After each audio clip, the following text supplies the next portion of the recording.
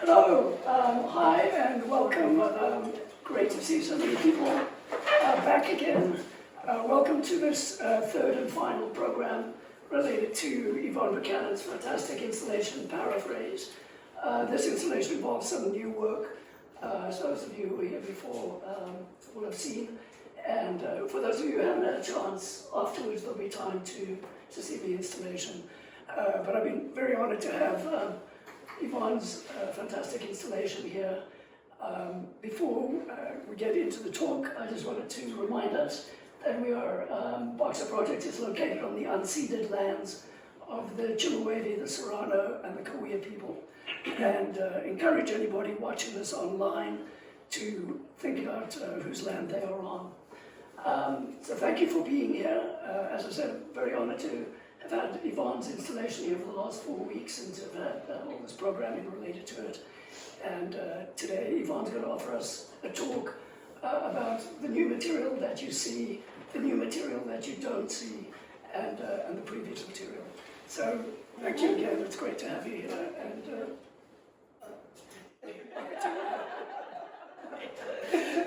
Thank you, Bernard. And first, welcome everyone, and thank you those of you who have been here before, for some discussions, as well as all the new people, or new, listening to the new talk. So I appreciate that very much. I know, again, Saturdays are precious, and so I appreciate everyone who is spending a couple of hours here today. Also would like to thank Bernard for his generosity and his openness in having this piece in Boxo, and we have some really wonderful, great discussions around the content, and so I feel weird saying this, but I would like to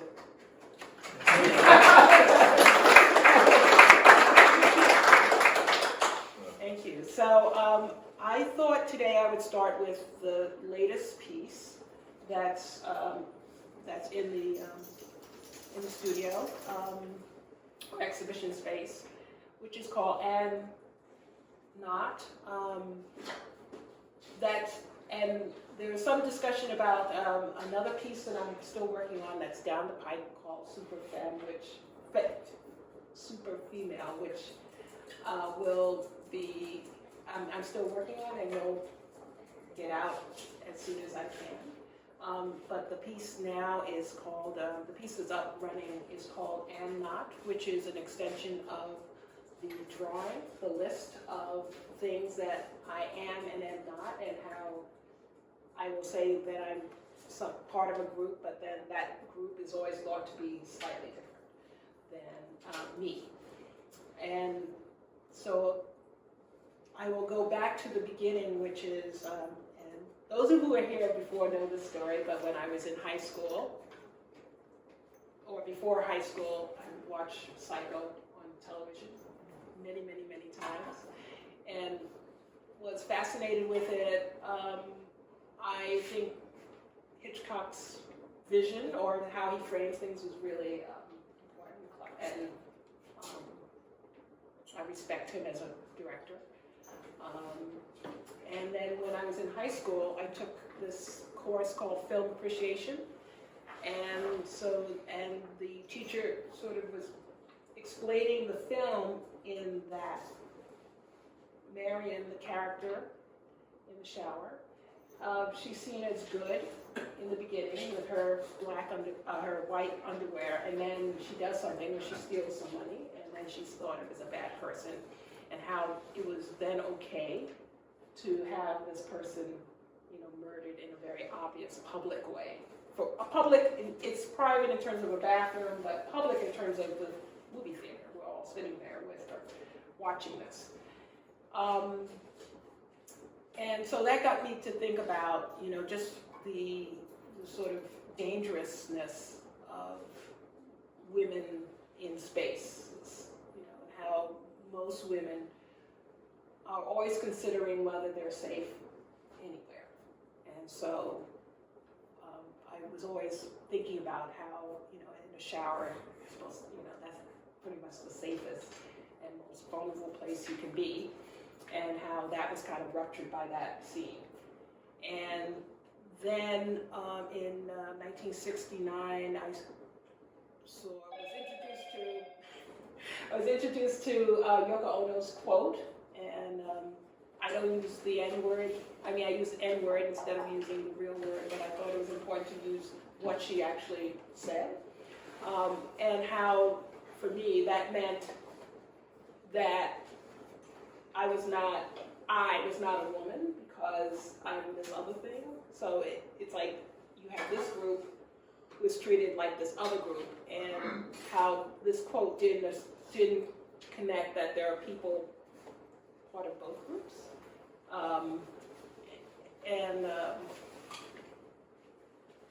So that's why I did the reenactment of the shower scene, and with that quote over it. And then I also have a sculptural element with the void.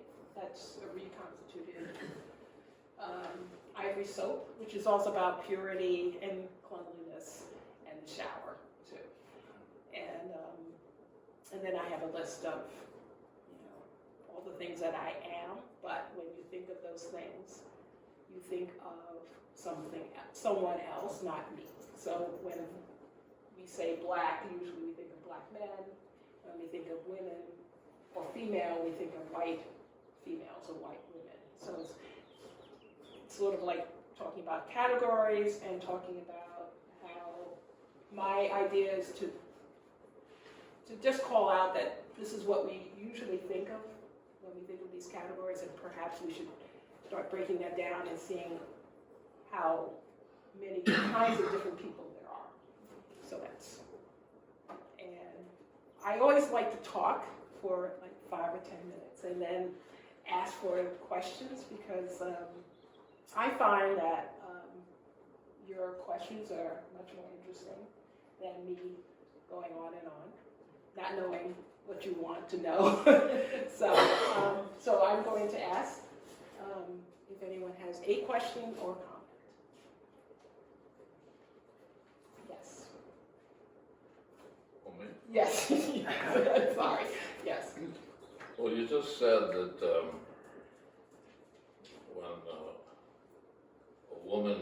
when you say woman, you think of a white woman.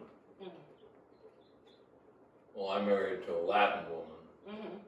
so I don't think that holds true. I mean, it varies with the person you're asking. Mm-hmm. Is that correct?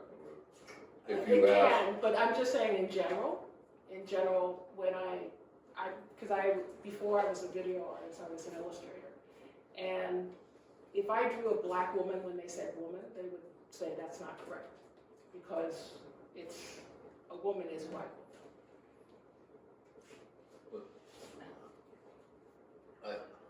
But it's just where you're asking. I mean, if you're in an elitist society, which this little group is, you might get away with it. But if you're in another place and have to say the very same thing, it would be some other, it wouldn't necessarily be the white woman.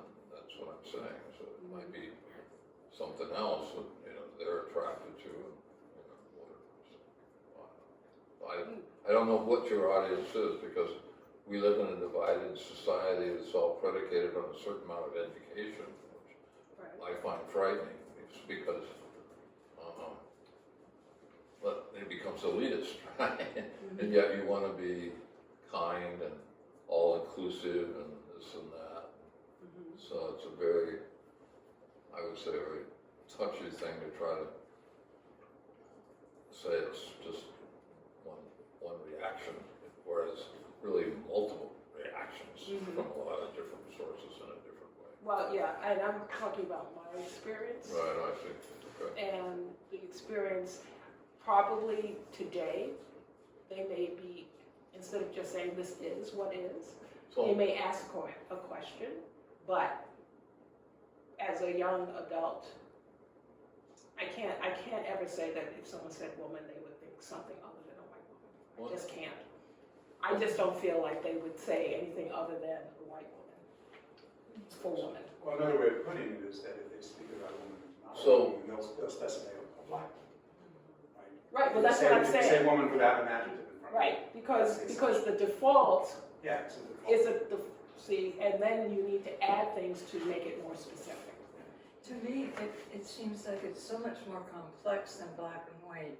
If somebody talked to me, you know, woman, I immediately think of myself, an old Right. white artist, Mhm. but also mother, wife, black, white, but Indian women, whatever. Mhm. It's just not as simple. I would never just think of black But and you white. say this is your own Right. take on it. It's not like you're preaching this. This is your own. This, and my observation as well. And as an illustrator, was it the same with a man when you use the word man? White man. Yeah, man is White. white, black man is black man, black person is black man.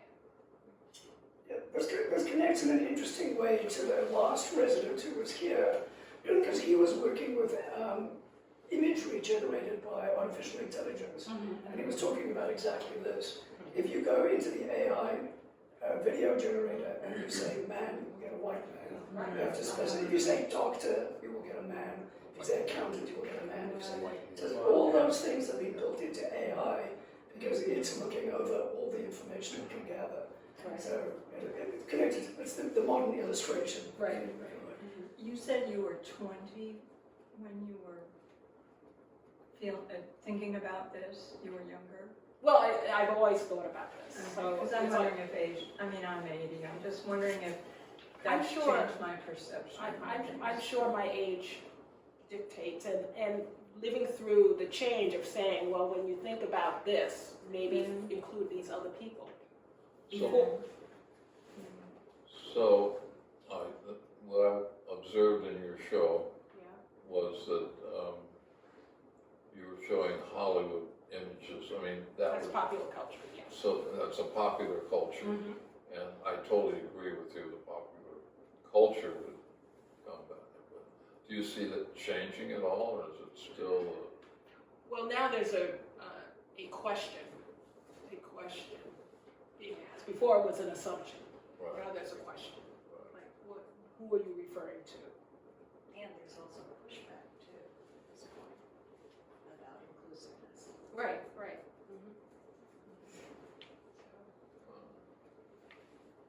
Yes. Thank you for your work, Yvonne. I think we'll spend a few minutes with it, but I want to go back and look afterwards. But I wanted to see if you would be willing to share anything about your process of how you sort of sit with the materials and, you know, you include images of yourself kind of in with pieces of dialogue and with sound. And I would just love to hear maybe, and I wasn't able to come to the other talks, but maybe you have already addressed this, but I'd love to hear a little bit more just about your process of how you gather your materials and then juxtapose them in relation to these questions that you're investigating. It's a very difficult question. Yeah, I know. But just anything you feel like you want to share. I think it's more that I write something down, and then as a person living in this body, then I'm responding to what I see outside. So that's really, and because I'm someone who grew up with popular culture, I'm able to critique it by looking back to myself. And so, I sit with a lot of short videos, or just stills, images. And I just sit and I spend like hours like putting together, editing things, and I just look. And I think just looking and having a concept, like this is what I want to talk about, and how do I get there? That's what I do. Yes. Yes. Well, you went the subject gay, you put in the thing there, and then you showed these James Dean and things like that, and then one of them was Marlon Brando. This is for information. Did you consider Marlon Brando gay? I consider him queer, because he did say that he. Oh, really? Mhm. Queer? Queer. Oh, really? Well, that brings it home to me because after 3 weeks being with my second wife, she has an affair with him. So, and comes home in Rolls Royce and drops her off and jumps in bed with me. So it's a, I'm sorry. it is. So, I don't, and it was a threesome with this woman from Hawaii. And so, is that fall in the category of queer? Is that, let me get it straight, I'm not familiar with these definitions. I think at this point, queer, which is not a word I used in the video, but queer means anything that's not, everything that's not straight. Everything's not what? Everything that is not considered straight Oh, is I see. queer. Okay. So that's why someone has a gender expression that is not, aligned with what we see as straight men, straight women, is seen as a queer person. Wow. Yes. I really liked how you use song lyrics. Mm-hmm.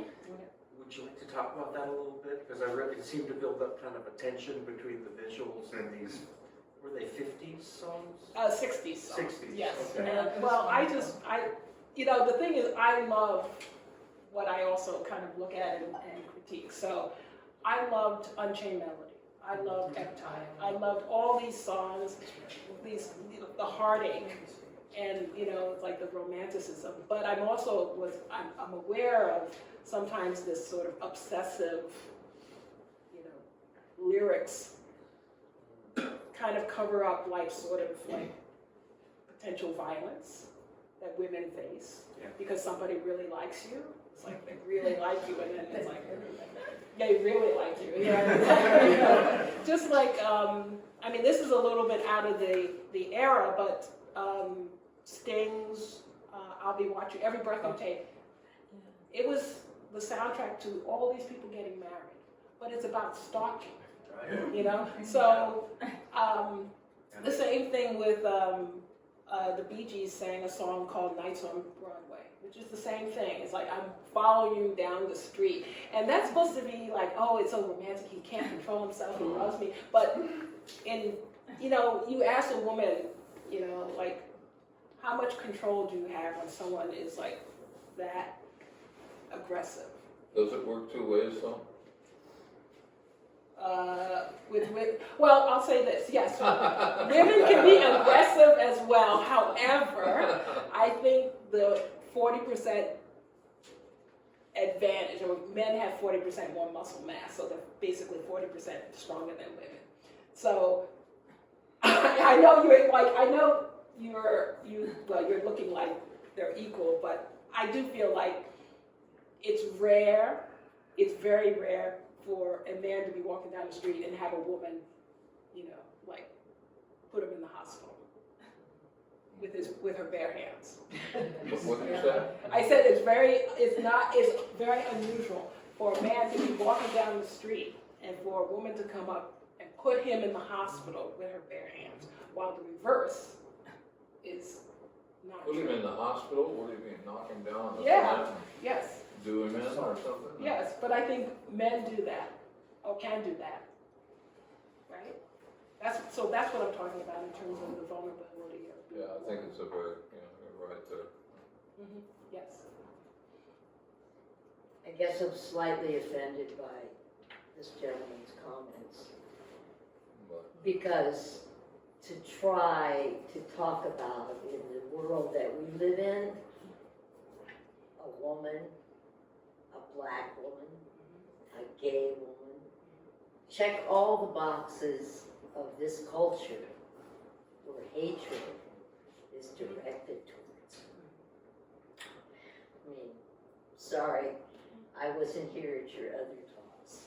Maybe you already covered this. But I think your work is very powerful. And this is kind of a woke group, so, we can try to make things look like things aren't what you're saying they are. But they are in spades. Just pick up a paper every day and read about what's happening. So, thank you for your courage to say what it's like to walk in this world. Well, I have, I'm just a thinking person and it just keeps going like that, so, okay.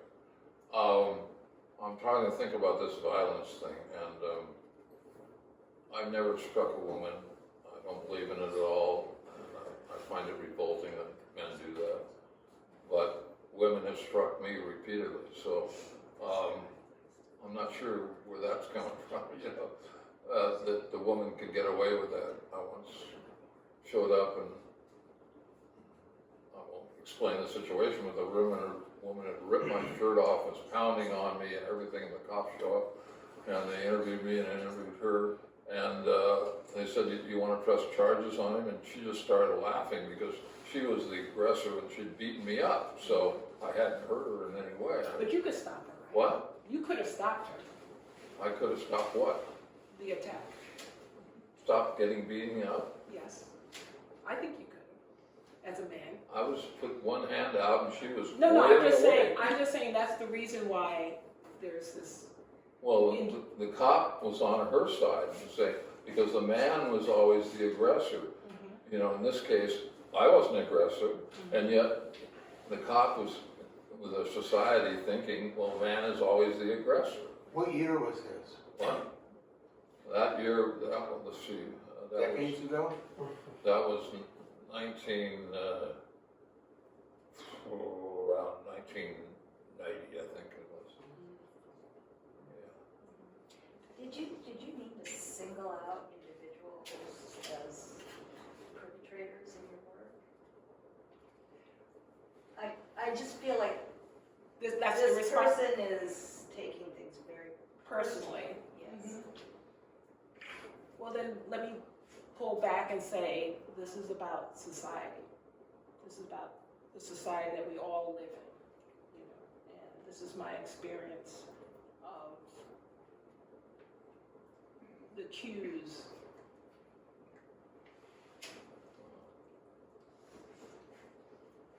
So, Yes. I just want to shift a little bit. So I thought they used that scene from Psycho with basically the dialogue replaced with songwriters and stuff. It's just brilliant. I'm very curious. Is that one scene? I haven't seen Psycho in a while. Was that one continuous scene? It's slightly edited. I mean, her reactions I had to kind of shift a little bit. So. Yeah. I mean, because it really brings out what you're talking about in terms of the sort of subtext of violence and the lyrics. Because Tony Perkins is just, it's so funny how, we all know that film, and he got typecast Yes. as that character. But seeing him in the context without the dialogue and with her reactions, there's something sort of sweet and innocent, but it's just horrifying because you know what the story is. Right. So you've got this kind of double reaction that you're sitting through, and especially making up her inaudible over and over. And I'm curious, because the other work of art that uses Psycho that's well known is the Douglas Gordon 24-Hour Psycho. And I'm wondering what you make of that. Oh, I love that film. I love. I would not view it during the shower scene because it's like 6 hours or 3 hours or something. But I thought it was very brilliant. And also there was another artist who did, and I don't know, I've forgotten his name, but he did 24-second Psycho. So it's sort of like, so I We could all sit through that one. Yeah. So I think, and Gus Van Sant did Shot by shot. in color, So I think there's something about Psycho that is shot through our culture. It's sort of like the first time a woman is seen being killed so publicly, and she's a major star, so it's like. Yeah. Well, and it also broke all the rules by killing her off so early. Right. Exactly. So. So I do have thoughts about public executions and just how what the does it say when something is allowed to be seen? You know, like,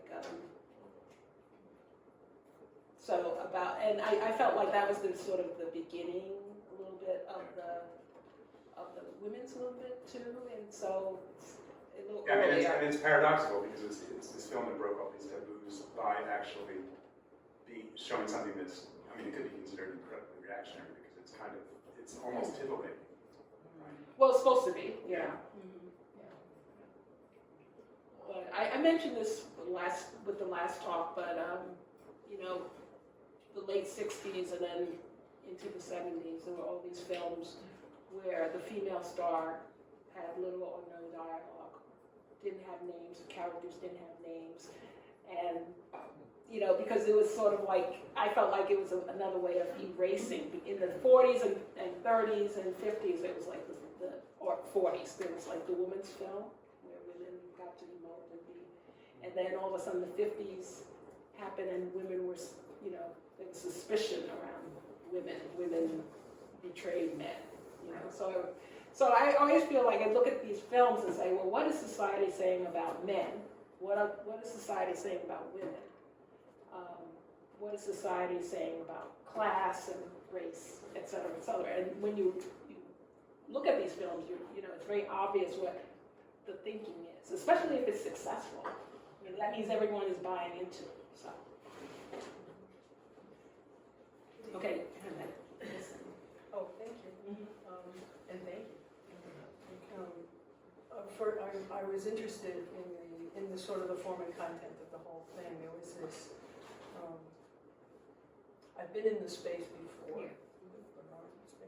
but there was an intimacy about the installation itself. I didn't know if you had anything to do, I would assume you did, in part of it. The semi-darkness and the smallness and the intimacy and the screens themselves for me, they could have been, you know, yes. Reno screens. But that sort of peephole to me, it was like a peephole to this. It was chilling to see the size of those screens with that obvious wire, you know, the wire coming down. It was great. It was great. I really enjoyed that very much. The other is I thought of, we were talking about women in films, and I thought of the great films that I enjoy, film noir, Yes. and the cowboy westerns, and the role of women in those two. And then as it started to turn, as you said, in the 60s and the 70s, and then it changed, and it just went over. Very interesting to compare. So I didn't think that anything could be fresh about Psycho for me. But you hit it. So thank you. Thank you. I just actually follow what you just said. You said something about Psycho that I hadn't put together, and you hadn't really articulated to me before, which was public execution. But you had been talking about, like the last time you talked about she's the bad woman, she was wearing black underwear, black bra, after the original seeing her in the white, then she transgresses and then she's publicly executed. Right. I guess when you said that, I just kind of started thinking about like the Taliban and their public executions, and we think we're so much more civilized, and yet that we have this kind of vicarious interest in seeing somebody executed. That's, There's all these gangster movies, I guess we could say, where they kill men, you know, blatantly, you know, and in the most vicious way. And so killing is, sad to say, it's been with us forever. And it still seems to be very prominent. So I don't know whether it can be simplified.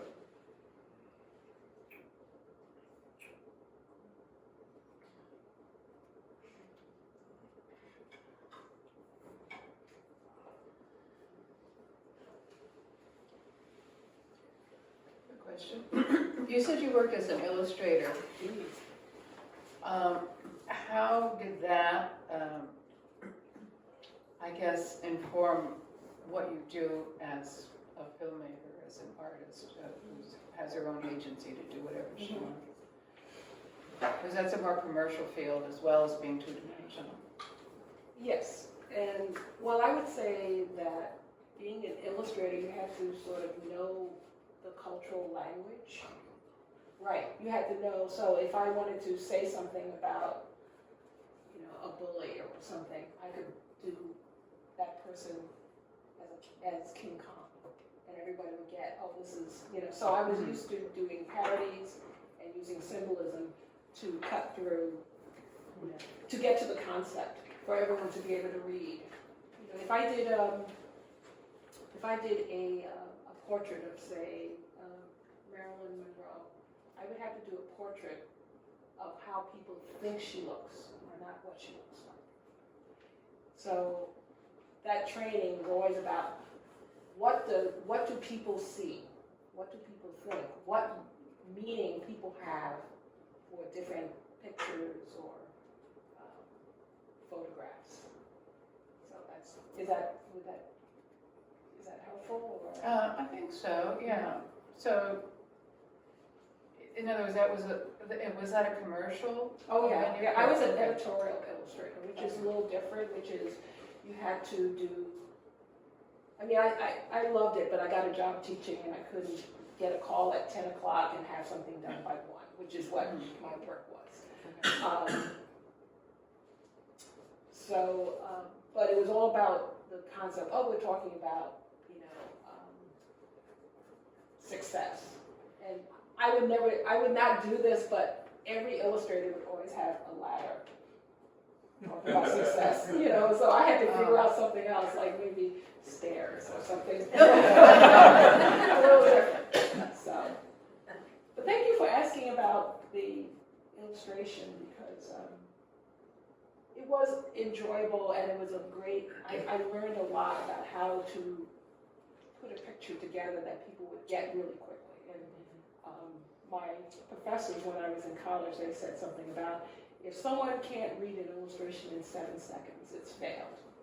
The opposite is true of what I would say gallery art or exhibition art, which is the idea is for people to keep looking, and seeing more and more things.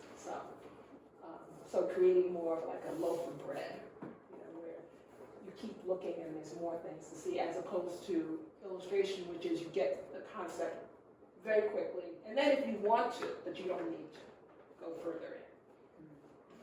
Interesting. Are you a painter or an illustrator? My husband was a painter. Okay. And it was interesting because some people who didn't like his work would just look at it and move on. But his paintings were all about reading them. Right. And if you didn't stop and read it.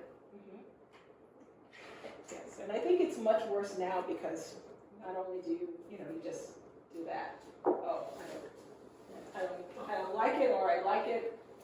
Yeah. Yes. I'm curious, the most famous artist who started as an illustrator would be Andy Warhol. Yes. I'm curious what you think of Well, his art versus his illustration versus your art versus his illustration. Well, I love his illustration work. It was pen and ink and some watercolor. I mean, it's different because it's fashion illustration. Right, yes, yeah.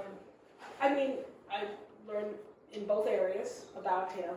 I liked the idea that he looked at abstract expressionism and said, okay, all this emotion, all of this basically theater, and what I'm going to do is I'm going to shift, and I'm not even going to use my hand. I'm going to use this machine, you know, screen printing, and you know, the mechanical I'm going to do. So that was sort of I liked that move. So it was less about the artist as hero or the artist as God doing something to something. I'm going to take the most mundane thing, a can of soup, and I'm going to make art about, you know, the mundane in a way that is accessible, even though, you know, now his work, it's a lot of money, but anyone could have done that. And it took, so that's what so I don't know if that's, Yeah. yes. How much do you think of the audience for your work? I mean, like, you could be having your work viewed by people who kind of already are on the same page, but get a greater understanding of that. You can have it for people who, like my brother, who doesn't color, like out there, maybe have them see the light, or just for yourself, this is something you need to express. I mean, where are you thinking The about last one, which is, I just want to express this and let people react the way they need to react. And because I think that if you start thinking about your audience when you're making it, you're going to make different decisions.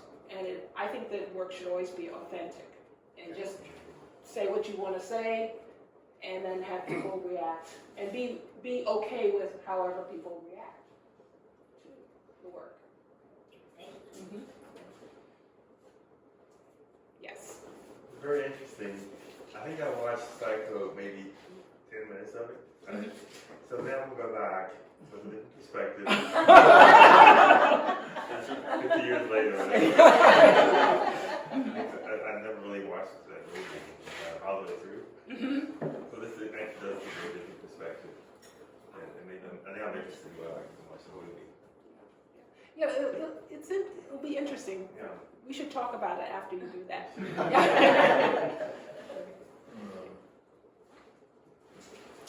Well, you could just take almost any movie, because you've had other people take movies, I've been here, and they take movies apart and they try to tell about reality and society and everything else. So it's a very big subject matter, if you want to go at it. Yeah, just one video at a time. Well, thank you very much.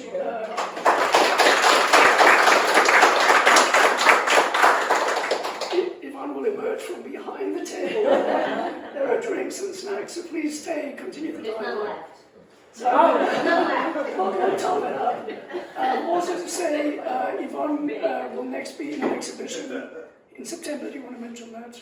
Yeah. Yes, Exhibition? yes. And one of the members of there's a group called MAC, Mojave Artists of Color Collective, of which Douglas Blanc started, and I'm